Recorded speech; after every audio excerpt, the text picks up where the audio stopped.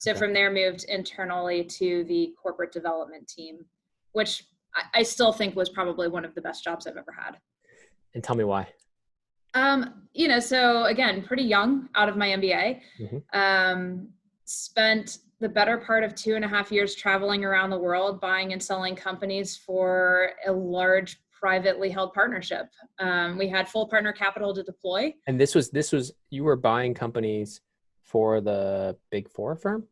For the Big Four firm. So you were tucking in consulting practices, stuff like that. Exactly. Oh, pretty cool. So you're looking at the financials, you're looking at the everything, and everything, the people, how they report their financials, who their clients are, understanding their contracts, really getting into the nitty gritty of the operations of a business that I was part of. What were the sizes of some of these deals? Just rough range. Most of them were fairly small. I would say most of them were kind of 25 to 75 million. We did a couple. Not so small. Smaller. Yeah. It's not like massive. You're not doing a massive, it's not a massive merger with like another. You're tucking in like complementary. Tucking in niche businesses, and then we also spun out some businesses. So one of them at the time was the largest spin out that had ever happened there. It was about 250 million. That was an interesting. How did you get that job? It sounds like an awesome job. It was an amazing job because you're super young coming out of the MBA. Why did they let you go from valuation to that group? Didn't a lot of people want that? Assuming they knew there was so much activity. It sounds like you did a lot of deals. We did a lot of deals. The Big Four are phenomenal training houses. And they're really great with people who are high achievers and very energetic and bring their best to work every day. For me, it was just putting my hand up and saying, I need something more challenging and I'd like something that's faster paced. And, I had been talking to some of the bulge bracket banks. I had one offer to leave and they said, well, we can replicate this internally. And I loved the firm. I liked the culture a lot.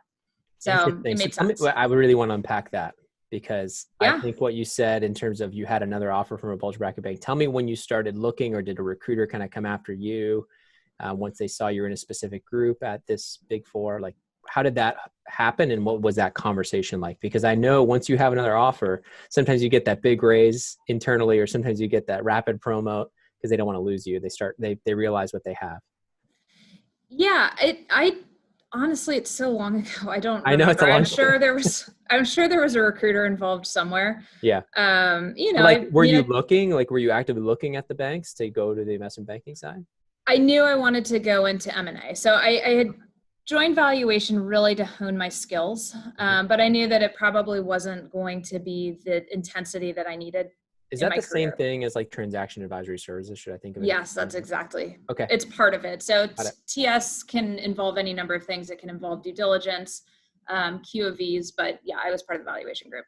QOVs meaning quality of earnings. Okay. Quality of earnings. Yeah. Great. Okay. No, just for the people who don't know. Valuation tends to be post-deal. So QOV will happen pre-deal. Valuation happens post-deal, and it's the purchase price allocation. So allocating the purchase price to the different assets of the company. It's kind of accounting heavy. It's accounting heavy, but it's a great skill set to have. Okay. People tend to undervalue accounting in the US. If you go to Europe, most investment bankers have 1 to 2 years of accounting somewhere in their background. And it makes you a very, very valuable advisor. Absolutely. Yeah. So you got this offer from a bulge bracket. Do you mind sharing what firm it was? Do you remember? I do. I was interviewing both with Goldman and UBS. I had a soft offer from Goldman and a hard offer from UBS. And it was for an associate. Both were M&A.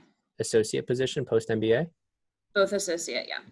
That's phenomenal. Those pay really well.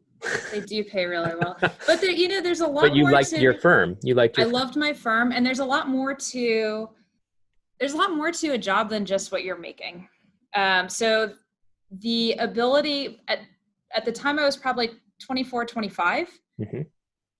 I had the ability to walk into the global CEO's office and give him my point of view on a company that we were buying.